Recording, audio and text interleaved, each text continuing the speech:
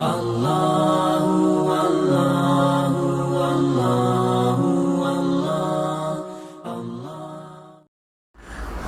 فرمایا کرتے تھے کہ دیکھیں، اللہ والوں کی صحبت میں رہنے سے آپ کے قلب کے اندر سنت کا نور داخل ہو، کیونکہ اللہ والا ہوتا ہی وہ ہے جو اللہ کے نبی کریم صلی اللہ علیہ وسلم کے طریقے پر آپ کو چلائے، اپنے طریقے پر نہیں۔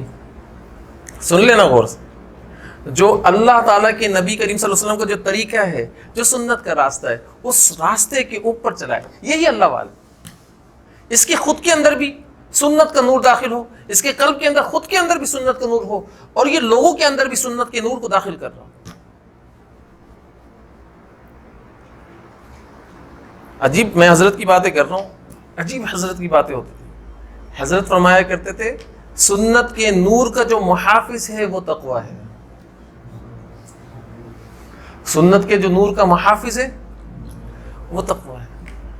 اس کا مطلب ہے پورا رمضان آپ سنت کے مطابق گزارو، سنت کا نور داخل کرو، لعلکم تتقون، تو اللہ تعالیٰ آپ کو اس سنت کے نور کے محافظ کے لیے گارڈ عطا فرما دیں گے، حفاظت ہوگی،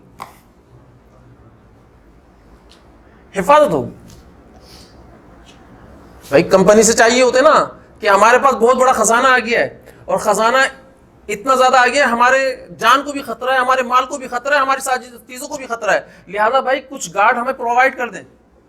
بعض لوگ گارڈ کمپنی کے اندر فون کر رہے ہوتے ہیں، سیکیورٹی کمپنی کو فون کر رہے ہوتے ہیں، بھائی کچھ گارڈ فراہم کر دیں، اور بعض لوگ حکومت سے مانگ رہے ہوتے ہیں، اور بعض لوگوں کو فوجی گارڈ مل جائیں، سرکاری گارڈ مل جائیں، اور وہ بھی کمانڈو مل جائیں، تو وہ تو اش اش کر رہے ہوتے ہیں کہ ہمارے کو کمانڈو مل گئے، کمانڈو کی گاڑی ہمارے پیچھے چلتی ہے۔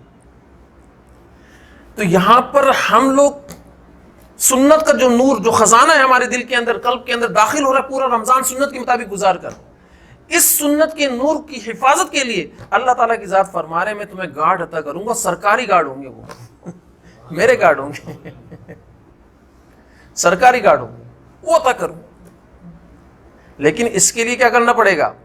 پورا رمضان آپ نے سنت کے نور سے سجانا ہوگا، پورے رمضان کو، ایک ایک لمحے کو، ایک ایک لمحے کو۔ حدیث کے اندر آتا ہے، حضور صلی اللہ علیہ وسلم نے فرمایا پورے سال کا جو دل ہے وہ رمضان ہے۔ سمجھ گئے؟ پورے سال کا دل رمضان ہے۔ اس کا مطلب کیا ہے کہ اگر رمضان کے اندر آپ نے کسی چیز کے عمل کو کر لیا، یعنی جھوٹ بولنا چھوڑ دیا، تو آپ پورے سال جھوٹ نہیں بولو گے، پورے سال جھوٹ نہیں بولو گے آپ۔ اگر آپ نے رمضان شریف کے اندر غیبت کرنا چھوڑ دی تو پورے سال کسی کی غیبت نہیں کرو گے۔ اگر آپ نے رمضان شریف کے اندر تکبیر اولیٰ سے نماز پڑھنا شروع کر دی، پورے سال آپ تکبیر اولیٰ سے نماز پڑھو گے، ایک نماز بھی نہیں چھوٹے گی۔ اور اگر آپ نے رمضان شریف کے اندر ذکر اذکار کرنا شروع کر دیا تو پورے سال ذکر اذکار کے اندر لگے رہو گے، ایک دفعہ بھی ذکر اذکار نہیں چھوٹے گی۔ اور رمضان شریف کے اندر لوگوں کو اللہ کی طرف بلانا شروع کر دیا، لوگوں کو اللہ سے جوڑنا شروع کر دیا، لوگوں کی فکر ہو گئی کہ کس طریقے سے میرا بھائی یہ جہنم کی آگ سے بچ جائے اور جنت میں جانے والا بن جائے، کسی طریقے سے جنت میں جانے والا بن جائے۔ اپنی فکر نہیں، صرف انفرادی فکر نہیں، اجتماعی فکر کے لیے بھیجا مجھے اور آپ کو۔ انفرادی فکر پر میں اور آپ کامیاب نہیں ہیں۔ اگر میں اور آپ یہ سوچ لیں کہ میں نمازی بن گیا، 5 ٹائم کی نماز پڑھتا ہوں، 5 وقت کی نماز پڑھتا ہوں، بس روزے رکھتا ہوں، زکوٰۃ دیتا ہوں، حج کرتا ہوں، جہاد کرتا ہوں، میں کامیاب، کبھی کامیاب نہیں ہو گیا۔ یہ انفرادی عبادت ہے، انفرادی سوچ کے ساتھ اگر آپ نے کی ہے تو آپ ناکام ہو کر یہاں سے جا رہے ہو۔ آپ سے ایک سوال ضرور ہوگا، جو تیرے اندر آ گیا تھا، نماز کا حکم تیرے اندر آ گیا تھا، تو نے لوگوں تک کیوں نہیں پھیلایا؟ جو برائی تیرے اندر سے میں نے نکال دی تھی، تو نے وہ برائی لوگوں کے اندر سے ختم کیوں نہیں کی؟ اس کی دعوت کیوں نہیں چلائی؟ اس کی محنت کیوں نہیں چلائی تو نے؟ یہ اجتماعی سوچ اللہ تعالیٰ کی ذات نے دی، اس اجتماعی سوچ کے اوپر میری اور آپ کی پکڑ ہے، سوال ہوگا۔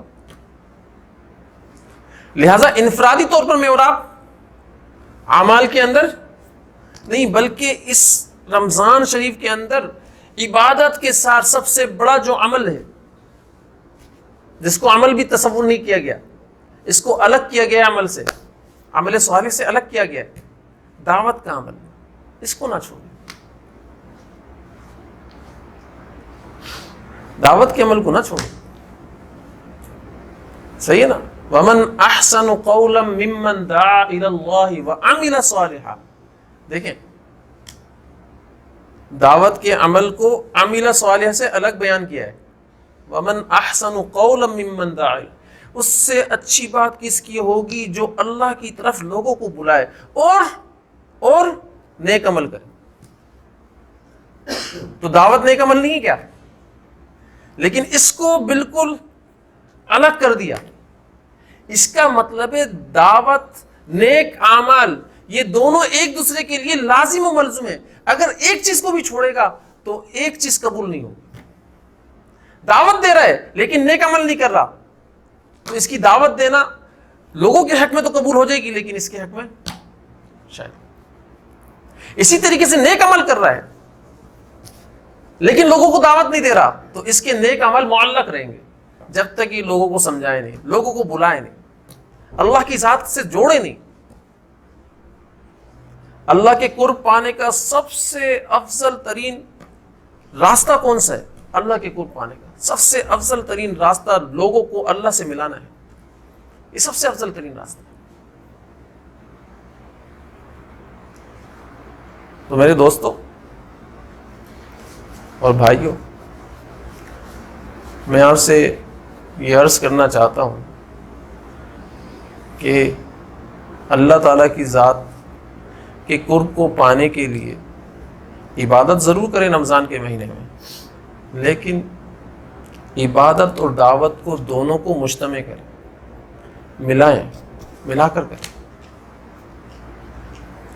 کسی نے عبادت کی، خوب کی، رمضان کا پورا مہینہ جاگا، پورا مہینہ اس نے اللہ کو راضی کیا، لیکن لوگوں کو نہیں بلایا اللہ کی ذات کی طرف، تو ہو سکتا ہے اس عمل کی وجہ سے رمضان کی عبادت معلق ہو جائے.